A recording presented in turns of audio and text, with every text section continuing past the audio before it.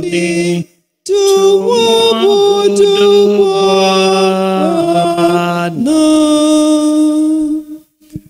Kwa jina la Baba na la Mwana na la Roho Mtakatifu. Neema ya Bwana wetu Yesu Kristo, upendo wa Mungu Baba na ushirika wa Roho Mtakatifu viwe nanyi nyote. Karibuni kwa ibada hii takatifu ya misa. Kama bado tunamngojea Roho Mtakatifu,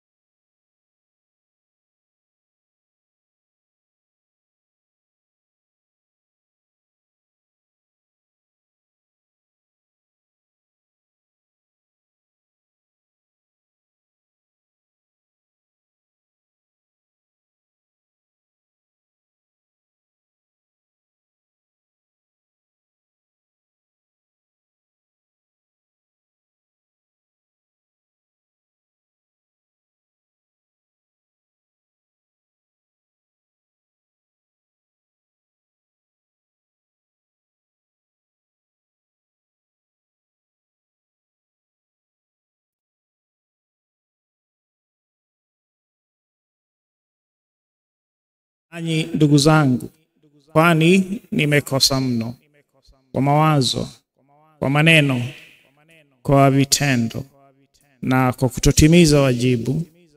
Nimekosa nimekosa sana.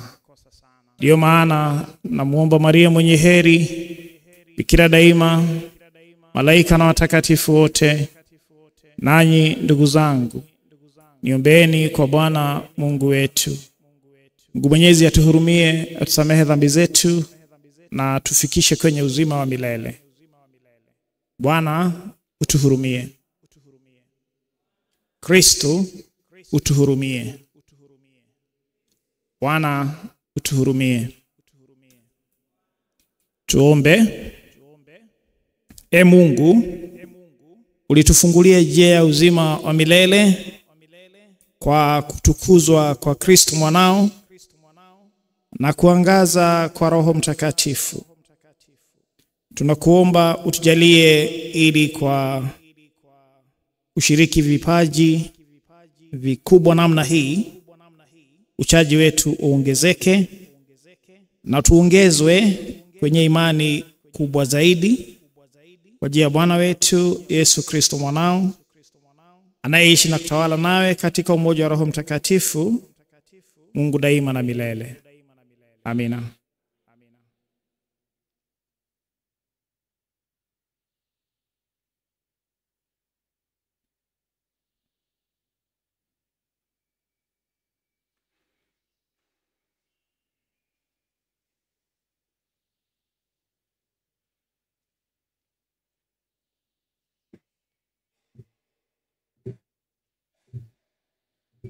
Somo katika kitabu cha Matendo ya Mitume.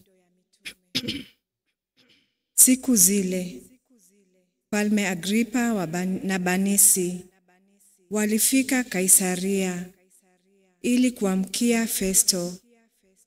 Walipokaa huko siku nyingi kidogo, Festo alimsimulia kesi ya Paulo akisema, yupo hapa mtu aliyeachwa na Feliski kizuizini. Huyu makuhani wakuu na wazee wa Wayahudi walimshtaki kwangu nilipokuwa Yerusalemu. Walidai ahukumiwe. Niliwajibu ya kuwa sio desturi ya Warumi kumtoa mtu kabla mshtakiwa huyo hawajakabili washtaki wake na kupewa nafasi ya kujitetea katika mashtaka yake. Wote walipokutanika hapa, sikukawia yaani kesho yake niliketi katika kiti cha hukumu. Nikaamuru mtu huyo aletwe. Washtaki walipokuwapo, lakini hawakuleta mashtaka ya mambo maovu nilivyodhania. Waliomshtaki ni mashindano fulani kuhusu dini yao na kumhusu mtu aitwaye Yesu, ambaye Paulo anasema ya kwamba yu hai, japo alipokwisha kufa. Lakini niliona shaka kuamua katika mambo hayo. Basi nikamuuliza kama angependa kwenda Yerusalemu na kuhukumiwa huko kwa sababu ya mashtaka hayo. Paulo lakini alikata rufaa, yaani atunzwe kizuizini mpaka Kaisari atapokata shauri hilo. Basi niliamuru atunzwe kizuizini mpaka nipate nafasi ya kumpeleka kwa Kaisari. Neno la Bwana. Zaburi ya kuitikizana. Bwana amesimika kiti chake mbinguni. Bwana amesimika kiti chake mbinguni.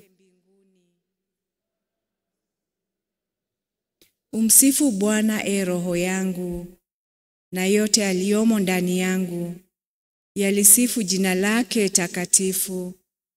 Umsifu Bwana, roho yangu, na wala usisahau fadhili zake zote. Bwana amesimika kiti chake mbinguni. Maana kama vile mbingu zinavyoinuka juu ya nchi, ndivyo huruma yake ilivyo kuu kwao wamchao. Kama mashariki ilivyo mbali na magharibi, ndivyo alivyoziweka dhambi zetu mbali nasi. Bwana amesimika kiti chake mbinguni.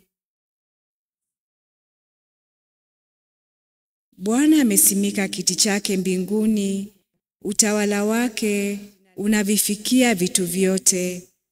Msifuni Bwana, enyi malaika wake, mlio na nguvu kuu, mtendao kadiri ya matakwa yake, mnaozifuata amri zake. Bwana amesimika kiti chake mbinguni.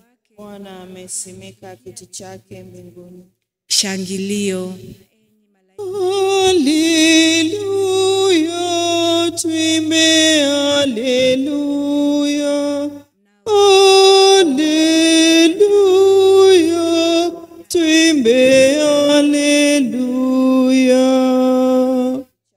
Roho Mtakatifu atawafundisha yote na atawakumbusha yote niliyowaambia. Haleluya, tuimbe haleluya. Haleluya, tuimbe haleluya.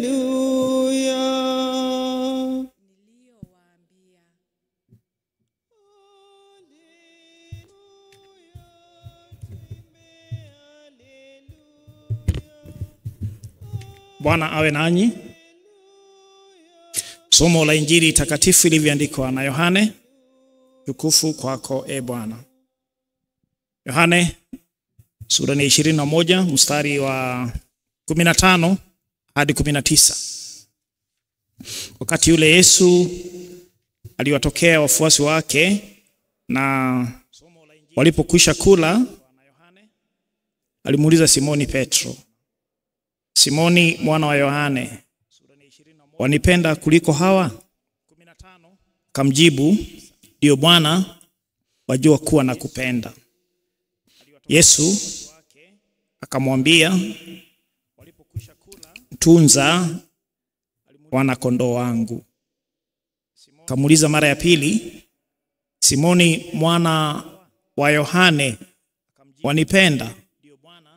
Naye akamjibu, ndiyo Bwana, wajua ya kuwa nakupenda. Yesu akamwambia, chunga kondoo wangu. Akamuuliza mara ya tatu, Simoni mwana wa Yohane, wanipenda? Hapo Petro akahuzunika kwa sababu alimuuliza mara ya tatu, wanipenda? Na akamwambia, Bwana, unajua yote, unajua ya kuwa nakupenda. Yesu akamwambia, tunza kondoo wangu. Amin, amin, nakwambia, ulipokuwa kijana ulijifunga kiuno mwenyewe, ukaenda ulikotaka, lakini katika uzee utanyosha mikono yako na mwingine atakufunga kiuno na kukupeleka usikotaka. Kwa maneno hayo alimdokezea aina ya mauti atakayo mtukuza nayo Mungu. Baada ya kusema hayo akamwambia, nifuate. Ndugu na dada katika Kristo, hii ndiyo habari njema ya wokovu wetu. Sifa kwako Kristo. Mhujaji wa matumaini pamoja katika sala. Baada ya sherehe za kupaa kwa Bwana, tungali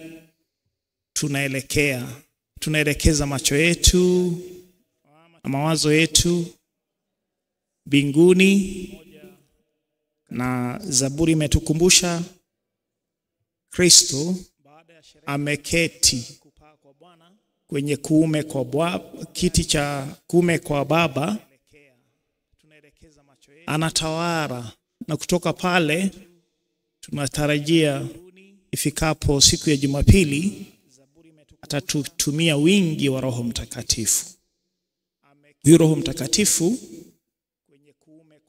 atabakia kuwa mtetezi wetu kama anavyowatetea Paulo na mitume wenzake, wakiendelea kueneza Injili na kuhubiri habari za Kristo mfufuka, lakini wanapatana na changamoto. Wanapelekwa kwa baraza za wazee, hata kwa Sanhedrin. Mtetezi wao ni Roho Mtakatifu. Na tunarudishwa nyuma kiasi kwenye Injili ya leo kwamba baada ya ufufuko wa Kristo, Petro ambaye ni kichwa, ambaye alikabidhiwa ufunguo na akawa kiongozi wa mitume wengine, ameanguka, amelapse, na amefanya pia mitume wenzake waanguke. Wamerudi katika kazi ya kuvua samaki, ili hali walikuwa wamebadilishwa na wakawa wavuvi wa watu.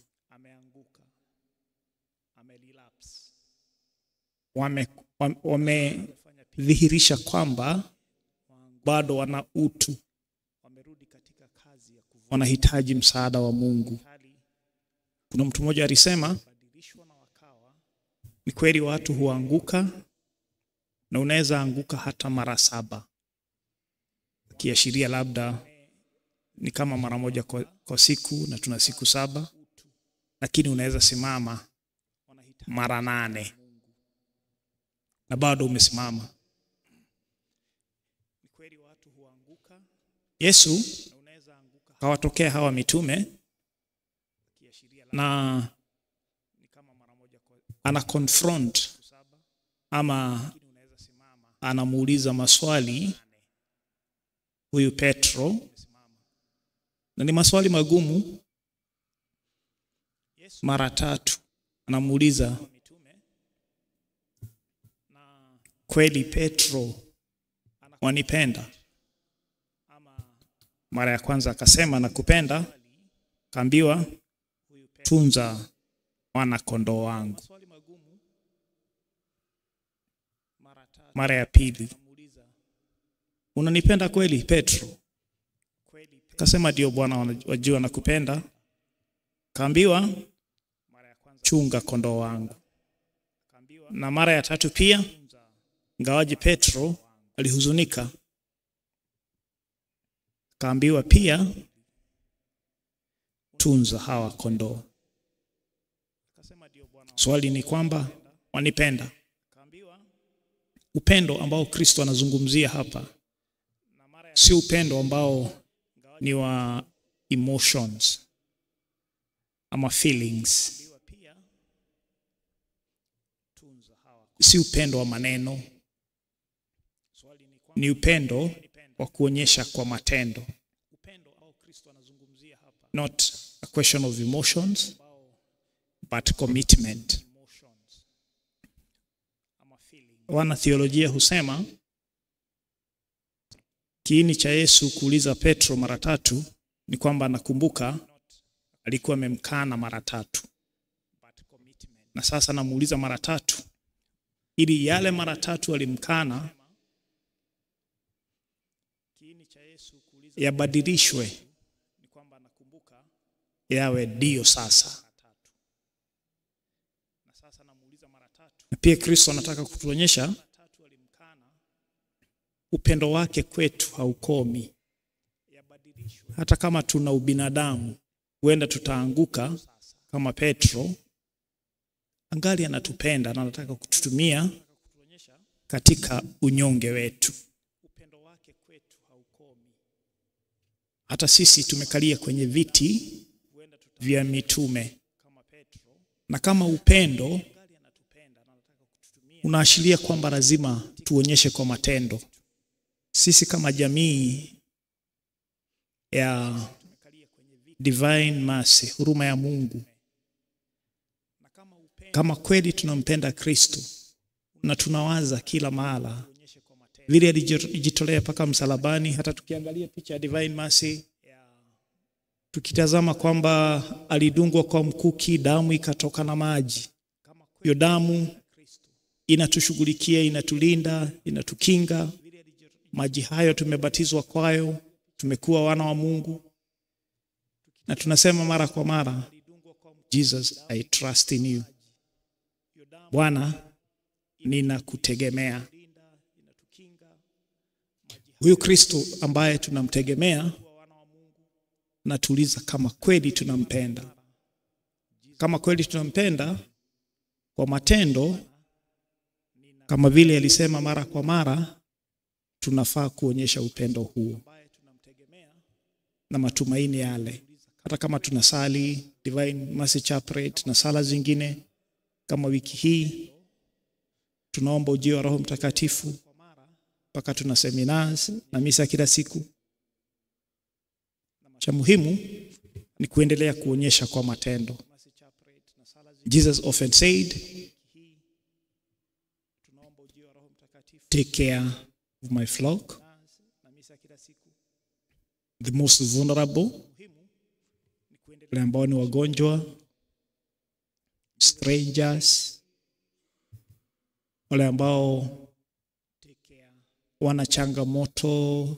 Siku hizi kuna stress za aina nyingi, hata kuna wengine wana depression. We have dysfunctional families. Tuwazungumzie, tuwaonyeshe mapendo. Practical love. Love is rather well illustrated than defined. Tuombe neema za Mungu ili tuwe na uwezo wa kujiweka kwenye viatu vya wenzetu hapa na kwingineko, labda mahali tunafanya kazi, pia na jamaa zetu na marafiki zetu, so that we journey together, feeling for each other, being committed, loving each other, kama vile Kristo amedemonstrate ametuonyesha. Peke yetu hatuwezi, lakini tukiwa na Roho Mtakatifu, huo upendo utazalisha matunda na utakuwa upendo unaonekana. Mungu atusaidie katika kuamua na kubadilika kama alivyobadilika Petro na mitume wenzake. Mahujaji wa matumaini, pamoja katika sala kama alivyobadilika Petro na mitume wenzake. Bwana, pokea sadaka tunayo utolea leo. Bwana, pokea sadaka tunayo utolea leo.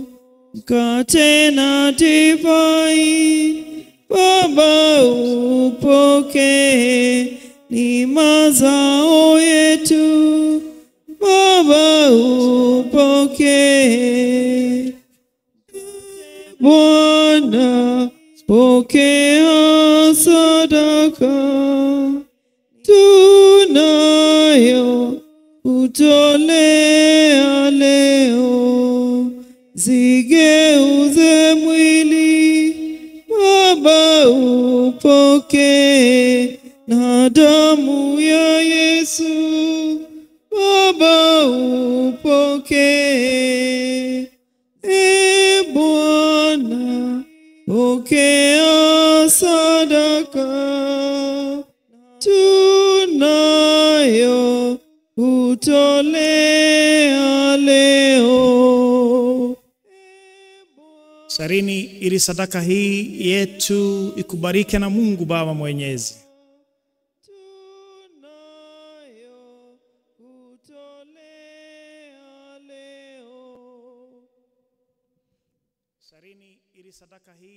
Bwana, tunakuomba uitazame kwa huruma dhabihu hii ya taifa lako, na ili kupendeze kikamilifu, Roho Mtakatifu aje kuzitakasa dhamiri zetu kwa ajili ya Kristo Bwana wetu. Bwana awe nanyi. Inueni mioyo. Mshukuru Bwana Mungu wetu.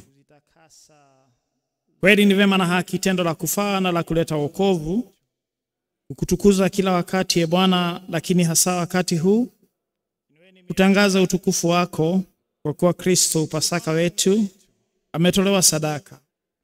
Yeye anaendelea kujitoa kwa ajili yetu, tena anatutetea siku zote mbele zako kama mwombezi.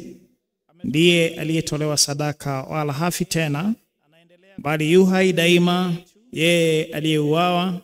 Kwa sababu hiyo, katika upeo wa furaha ya kipasaka, ulimwengu mzima unashangilia, lakini pia nguvu za mbinguni na majeshi ya malaika waimba utenzi wa utukufu wako, kisema bila mwisho, mtakatifu, mtakatifu, mtakatifu, Bwana Mungu wa majeshi. Mbingu na dunia zimejaa utukufu wako. Hosana juu mbinguni. Barikiwa ajaye kwa jina la Bwana. Hosana juu mbinguni. Bwana, kweli mtakatifu na chemchemi ya utakatifu wote, tunakuomba uvitakatifuze vipaji hivi kwa nguvu ya Roho wako, ili viwe kwetu mwili na damu ya Bwana wetu Yesu Kristo. Yeye alipotolewa na kuingia kwa hiari katika mateso yake, alitoa mkate, akashukuru, akaumega, akawapa wafuasi wake akisema, toeni mle nyote, huu ndio mwili wangu utakaotolewa kwa ajili yenu.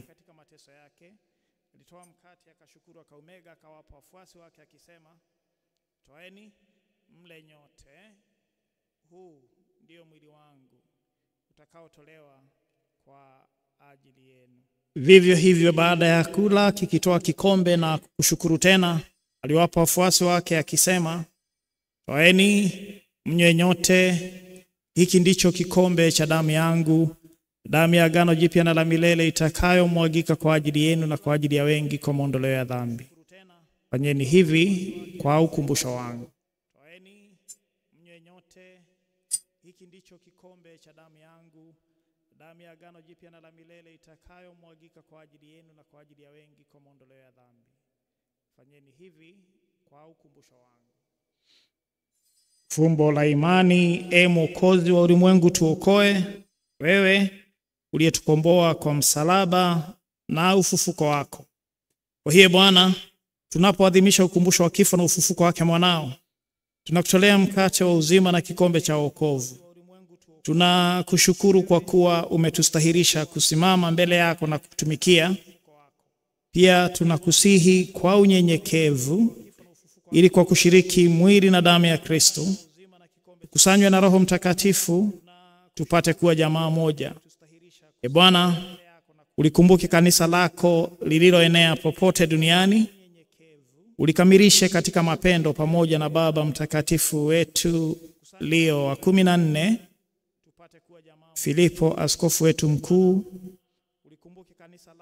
Daudi na Simon Peter maaskofu wasaidizi, waklelo wote, jamaa hii iliyo hapa mbele yako, na wale wote ambao wanahitaji sala zetu kama Pasifia. Wakumbuke pia ndugu zetu waliofariki dunia wakiwa na tumaini la ufufuko, na marehemu wote waliofariki dunia katika huruma yako, uwapokee kwenye nuru ya uso wako. Tunakuomba utuhurumie sisi sote, ili pamoja na Maria Bikira mwenye heri mama wa Mungu, na Mtakatifu Yosefu mume wake huyo Bikira, mitume wenye heri na watakatifu wote waliokupendeza tangu kale, tustahili kushiriki uzima wa milele na kukusifu na kukutukuza kwa njia ya mwanao Yesu Kristo. Kwa njia yake, pamoja naye na ndani yake, wewe Mungu Baba Mwenyezi, katika umoja wa Roho Mtakatifu, unapata heshima yote na utukufu milele na milele. Kwa kulitii agizo la Mwokozi wetu na tukifuata mafundisho yake ya kimungu, tunadhubutu kusema: Baba yetu uliye mbinguni, jina lako litukuzwe, ufalme wako ufike, utakalo lifanyike duniani kama mbinguni. Tupe leo mkate wetu wa kila siku. Tusamehe makosa yetu kama tunavyosamehe na sisi waliotukosea. Usitutie katika kishawishi, lakini utuopoe maovuni. E Bwana, tunakuomba tuopoe katika maovu yote. Jalie kwa wema amani maishani mwetu, kusudi kwa msaada wa huruma yako tuopolewe daima na dhambi, wala tusifadhaishwe na jambo lolote, tunapotazamia tumaini lenye heri na ujio wa Mwokozi wetu Yesu Kristo. Kwa kuwa ufalme ni wako na nguvu na utukufu hata milele. E Bwana Yesu Kristo, uliyewaambia mitume wako, amani na wachieni, amani yangu na wapa, usitazame dhambi zetu, ila tu imani ya kanisa lako. Upende kulijalia amani na umoja kama yalivyo mapenzi yako, unayeishi na kutawala milele na milele. Amani ya Bwana iwe daima nanyi. Peane amani. Mwana kondoo wa Mungu, ondoaye dhambi za ulimwengu, tuhurumie. Mwana kondoo wa Mungu, ondoaye dhambi za ulimwengu, tuhurumie. Mwana kondoo wa Mungu, ondoaye dhambi za ulimwengu, utujalie amani. Huku kuchanganya mwili na damu ya Bwana wetu Yesu Kristo, utupatie uzima wa milele sisi tutakaopokea. E Bwana Yesu Kristo, huku kupokea mwili na damu yako kusiwe kwetu sababu ya hukumu na adhabu, bali kwa huruma yako tufae sisi kwa kutulinda akili na mwili na kuwa dawa ya kutuponya. Tazama mwana kondoo wa Mungu, tazama aondoaye dhambi za ulimwengu. Heri yao walioalikwa kwenye karamu ya mwana kondoo. Bwana, sistahili uingie kwangu, lakini sema neno tu na roho yangu itapona. Mwili na damu ya Kristo zitulinde hadi tufikie na kupata uzima wa milele. Bwana, sistahili uingie kwangu, lakini sema neno tu na roho yangu itapona.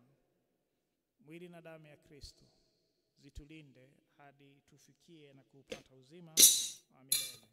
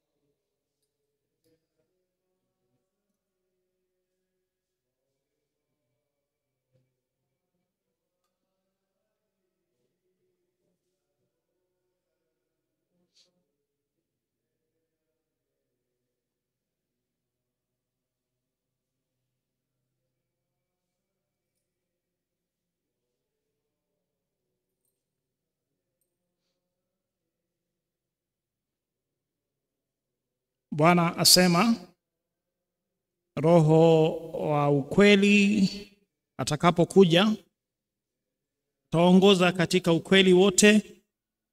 Haleluya. Tuombe. Mungu, unatutakasa na kuturisha kwa sakramenti zako. Tunakuomba utujalie ili lishe tunayopata kwa hizo sakramenti itupatie uzima wa milele kwa ajili ya Kristo Bwana wetu. Bwana awe nanyi. Amani na baraka za Mungu Mwenyezi, za Baba na Mwana na Roho Mtakatifu ziwe nanyi daima na milele. Enendeni kwa amani, tukampende na kumtukuza Mungu. Ibada takatifu ya misa imekwisha. Nawatakia siku njema. Enendeni kwa amani, tukampende na Tumsifu Maria, enyiwa nawe, tumtole salamu.